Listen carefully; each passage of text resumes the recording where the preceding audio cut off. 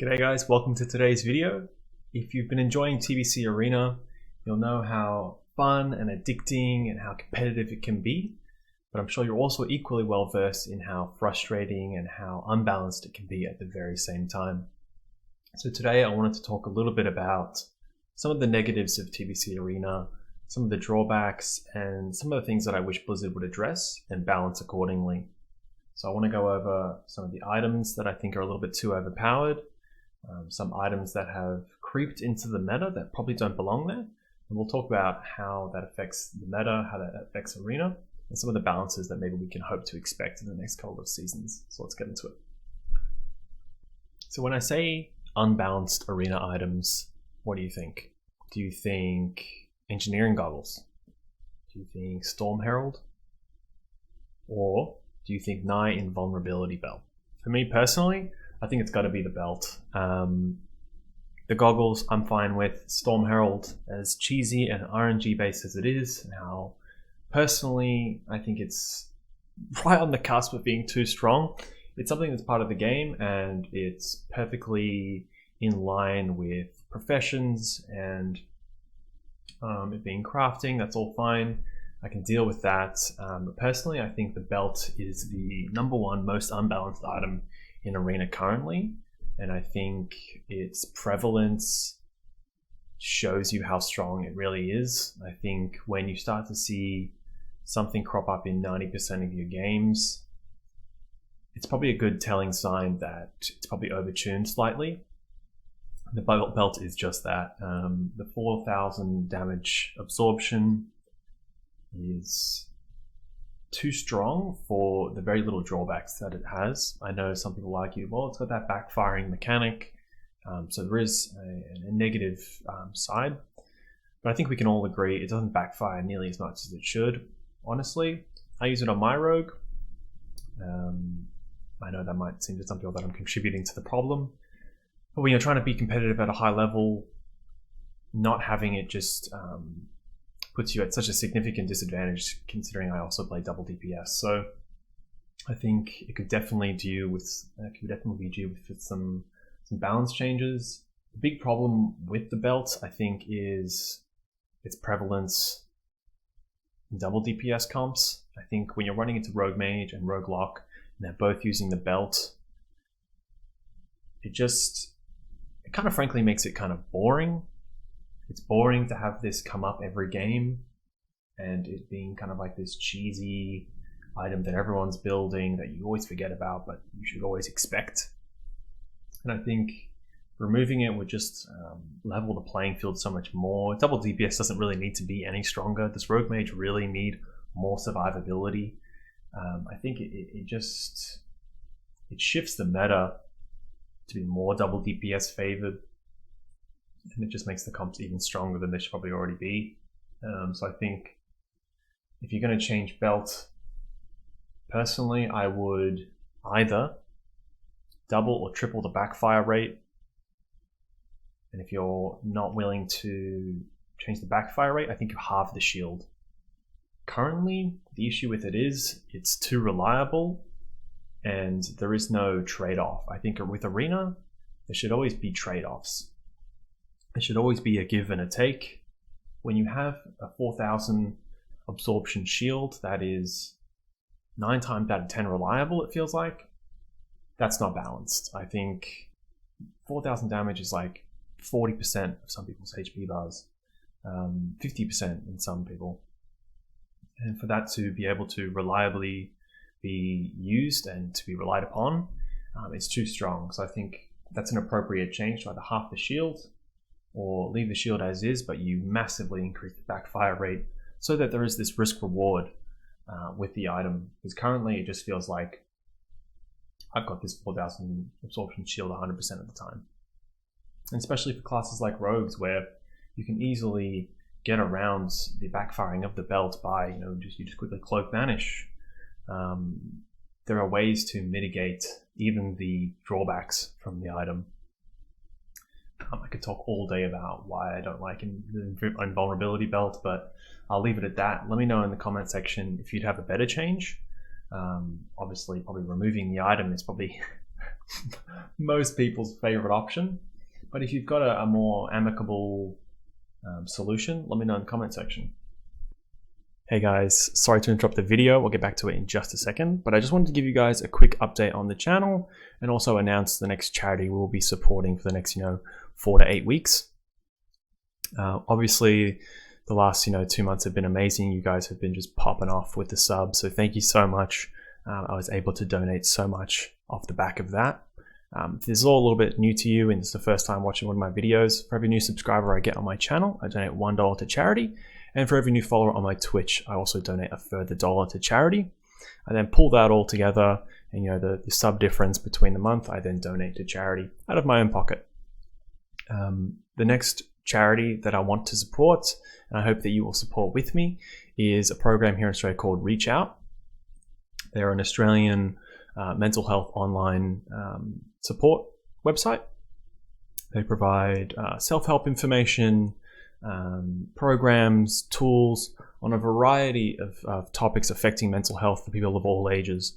So just because it's Australian doesn't mean that you can't access that wherever you are in the world. So I'll put their link in the description below. Please go check them out. Any subs and any new follows will obviously go towards the tally, and then I will make a donation at the end of the month. But again, thank you all for your support. I love making this kind of content and doing this for you guys and being able to give to charity. So again, thank you so much. Let's get back to the video. So the next item on the list is Skull of Impending Doom. Skull is exactly why I love World of Warcraft. It encapsulates everything that an MMO is about. You get this really niche item from a quest at such a low level, and the idea that you hold on to this, you put it in your bank, and you're like, this is a cool item. I'm going to hold on to this. I'm going to use it in very niche situations. It's super cool to me, and I think that's exactly what WoW is about. And it has a great place in BGs and it has a great place in World PvP. But for Arena, I think you need to preserve Arena to a very core set of rules and standards and playing levels that should be maintained. And I think Skull falls outside of that. If you didn't know how you use Skull in Arena and how people are using it at particularly high ratings, is mainly healers are using this item. When you use the item, you have it in your offhands, and when you activate it, you get an increase in move speed at the cost of health. So how people are using it is they're using it to break CC, just like you would Shadow Word Death a polymorph as a priest. That obviously incoming damage after using it breaks the polymorph. Skull works the same way. So druids particularly like it versus rogue mage, where if they know a poly is coming and they would either prefer not to trinket or the trinket is down, they'll use this item, the polymorph will go out onto them and will instantly break, putting them on DR, giving them potentially a global to get the NS off or a heal off. And then they would have a cancel aura macro, which cancels the incoming damage effect on you. And then they would just swap back to their usual weapon. It's a very involved process and takes some time getting used to, but used correctly is an extremely powerful item to counteract a lot of double DPS comps, in particular Rogue Mage, which is very setup centric, very CC heavy. To be able to get out one of the very core CCs to then hold your trinket for the following one is very, very important, especially at a high level. And I don't want to take anything away from certain comps to make double DPS even stronger. However, I just don't think this is the answer. Very cool item, but I think, in my opinion, has no place in Arena. What I would love to see Blizzard do is, if you allow an item like this, is to make the buff that you gain, which increases speed and also does damage to you, a debuff rather than a buff. So it's then not susceptible to cancel aura macros. Obviously 60% of your max HP is a lot of HP. That's why everyone uses the cancel aura macro, because they don't want to take 60% of their health. But I think if you're providing a benefit that's a CC break, you should then be forced to take the full 60% damage Again, I like this sort of give and take idea within Arena. You gain this really great CC break, but at the cost of 60% of your health. I think that's a better way to balance something like this than flat out remove it, because I think it is very, very important for certain comps to have some outplay potential. Obviously, Warrior Druid hates Rogue Mage with a passion, and at the high level, that's very much a lot of what you face. So I think, very cool to have this item in there. It's just got to be tweaked just slightly. So the next sort of section is, again, about these old world items that have really cool on-use effects. They have really cool chance on hit effects, and they're great for battlegrounds, they're great for world PvP, and they're great for the game as a whole. And I don't want to take that away when I say we need to balance these things. I think there's much better ways to balance things than either change them completely or remove certain proc and chance on hit effects. One that I've seen creep up is Silent Fang. Silences an enemy, preventing it from casting spells for 6 seconds. What a crazy chance on hit. You could quickly see how, if you got this to proc in an arena game, on a healer, on a mage, how powerful that would be. It would completely swing the tide of a game. And I think to have that ability in arena isn't balanced. No one single ability or proc effect in an arena should dictate the entire game. It shouldn't go from you losing to you winning in one proc. So I think that's why it's unhealthy for it. And Silent Fang is that. You put it in your offhand, it's got good speed. So again, rogues aren't gimped with their shiv. It's only a little bit of offhand damage when you consider over the course of the game. Your offhand isn't your main damage deal. You've still got that really strong main hand, and you're still shivving for very little energy. I saw literally this morning, I was watching a Perplexity video, and I don't want to dig at Perplexity. I love his content. I think he's an amazing player, and he's a very creative player. But literally this morning, I was watching him do arena against a rogue druid team. He was playing Rogue Lock. I'll show a quick clip of the video. If you want to support Perplexity, I'll chuck his video down below and his channel down below. Definitely go check him out if you're a rogue fan. You'll see in this clip they swap to the druid, and on the top right hand corner he changes to a weapon that has the exact same icon as Silent Fang. And obviously it's Silent Fang, it's not some other weapon, let's be real. And he's trying to use and abuse this weapon. He's very well known for using Skull Bending Doom, using Dazzling Longsword, using Silent Fang, using all these really cheesy items in high-end arena.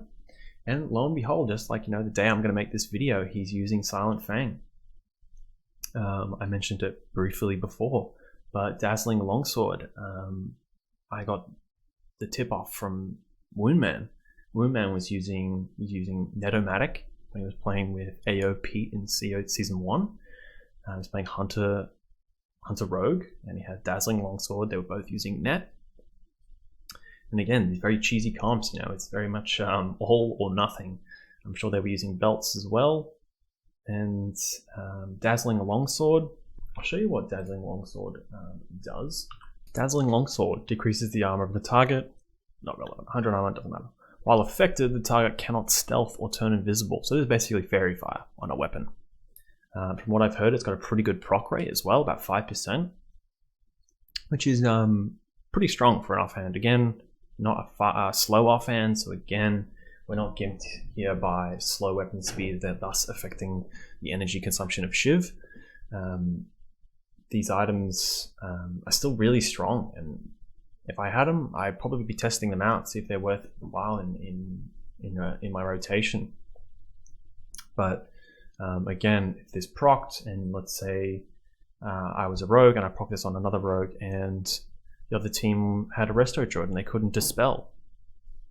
30 seconds of being unable to vanish and having to either burn cloak or not having cloak available and then not being able to vanish very much sways the tides of the game. And again, I think probably just doesn't have an effect, doesn't have a place in arena. Definitely these two swords I know about, But let me know in the comment section if there's another weapon or a trinket or some other item that you think will come back into the meta, maybe that you've seen, or maybe that you're keeping secret. Chuck it down in the comment section. I promise I won't tell anyone. But this last one, I found out about it last week, so Lord knows how long I've been running into this without realizing, but I'm just going to get it up so you guys can see. Greater Rune of Warding. You can actually put this on outside of Arena, and then when you go into Arena, it stays on your chest piece. And it might not seem like a lot, 400 points of physical damage absorption, 90-second cooldown. Let's say the average Arena game goes, let's say it goes 4 minutes, 5 minutes, that's 3 procs, 1,200 damage. How many games do you play that are decided by one auto attack, one ability? This could have been that exact reason that you didn't kill an enemy, or that a reason why you would have survived. And again, I'm not sure if Greater Ward of Shielding works, but good lord, if this works in Arena, this is extremely powerful. If you're playing Warrior Druid and you had this, it's hard enough to kill a warrior when he's got his shield on and his shield blocking. 4,000 points of damage? I hope this doesn't work, but I know this definitely works, and you don't even have to be a blacksmith to use it. So again, I can just buy a Corium bar, get a guild blacksmith to make it, and I've got this really, really strong enhancement. And I think if you're going to be not allowing, it's like scrolling outside of Arena, putting on a scroll of agility and strength, and then being able to use it in Arena. I think if you're going to say no to consumables, you're going to say no to scrolls, no to all these other things, wall buffs, Dreaming Glory buff from Herbalism, you can't then not ban this as well and then allow this to get through. I think this definitely needs a very, very quick hotfix just to not allow it anymore.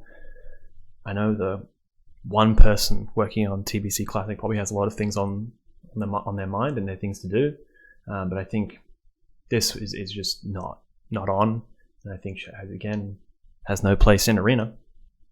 And if Greater Ward of Shielding is also the same, get rid of that as well. Sharpening Stones, Weight Stones should not be allowed in Arena.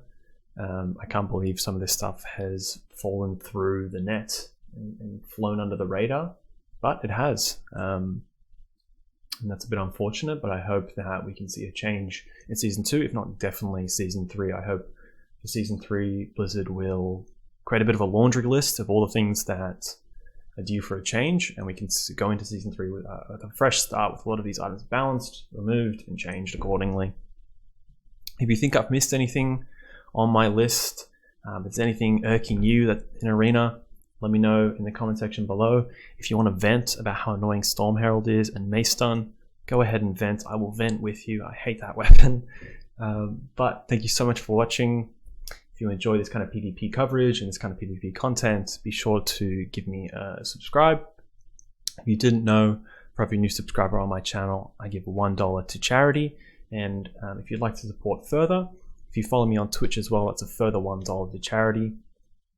As I said previously, we are supporting the Reach Out program this month, so a link will be in the description. But thanks so much for the support, and I hope you enjoyed the video. I'll see you in the next one.